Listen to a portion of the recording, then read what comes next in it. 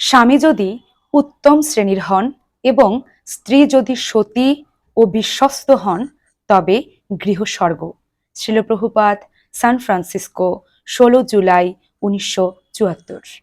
শ্রীল প্রভুপাদের এই কথাটির মাধ্যমে আমরা বুঝতে পারি যে কোনো গৃহের প্রভু যিনি রয়েছেন তিনি যদি চরিত্রবান এবং বৈষ্ণব হয়ে থাকেন এবং তার যিনি সহধর্মিনী রয়েছেন, যিনি তাকে তার ধর্ম করতে সহযোগিতা করবেন, তিনি যদি সতী এবং বিশ্বস্ত হন, অর্থাৎ তিনি যদি তার স্বামীর প্রতি শুধুমাত্র আকৃষ্ট হন এবং তার স্বামীকে ভগবত ভক্তি করার জন্য সহযোগিতা করেন, তাহলে সেই গৃহটি স্বর্গের সমান।